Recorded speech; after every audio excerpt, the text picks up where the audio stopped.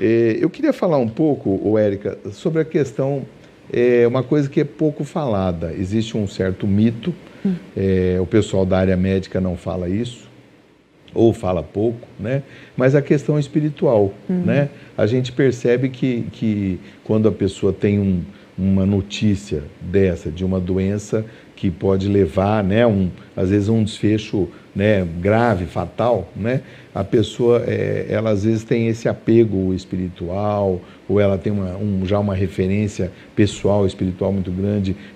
Como é que é isso? Como é que vocês, que são psicólogos, terapeutas, veem essa questão e de que forma isso pode ajudar, interferir no paciente oncológico? Voltando à questão, né, do como os cuidados paliativos entendem, né, a questão do sofrimento e da dor, a dimensão espiritual ela é importante, deve ser levada em conta e é muito presente nos meus atendimentos, de um modo geral.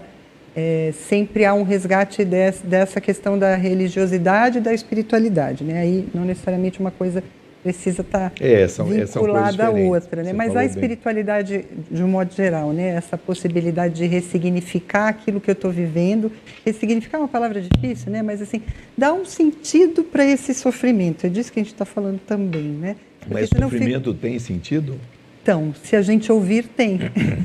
Por isso que a gente está falando tanto aqui dessa importância de estar junto, de estar se envolvendo de alguma forma. Qual que é o sentido do sofrimento? Então, para cada um vai ter o seu, e é isso que a gente constrói junto com o paciente, quando a gente se dispõe e quando o paciente também tem condições de, né, aos poucos ir construindo isso, né? Tem que ter um tempo para isso, inclusive, né? Sim. Mas às vezes mesmo com pouco tempo a gente descobre relatos, né? E a gente participa de experiências muito ricas, onde o paciente de fato, junto com a família, junto com uma vivência prévia muitas vezes, porque é o que o senhor disse, né? Se já tem, é melhor? Não necessariamente. Às vezes o paciente se descobre numa situação dessa como alguém que tem uma espiritualidade, precisa vivenciar, ele vivencia só aí. Mas alguns já vêm com uma história importante e isso ajuda a enfrentar. Então acaba sendo sim de uma certa forma, vou usar uma linguagem técnica, uma ferramenta para enfrentamento de um processo difícil, né? Que é o processo de terminalidade.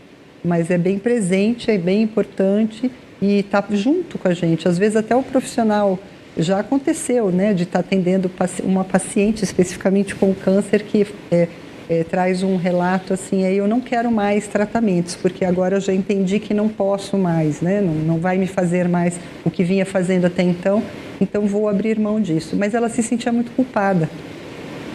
E aí ela falava comigo disso, eu falei, mas por que a culpa? Ele falou, porque eu acho que eu estou indo contra as leis de Deus. E aí eu falei, então vamos conversar no caso ela era católica e ela veio o padre e a gente sentou junto para falar disso. Sim. Né? E foi muito rico, e aí ela falou mais uma vez com ele, né? E aí foi se aliviando disso, para poder fazer essa passagem, vamos chamar assim, né? Sem esse peso, que não era um peso da área da psicologia, era um peso da área espiritual, mas que a gente junto, assim como a gente maneja outros sintomas, né, do sofrimento da dor física e as questões sociais que a gente já falou, a gente junto vai construindo com o paciente e com a família.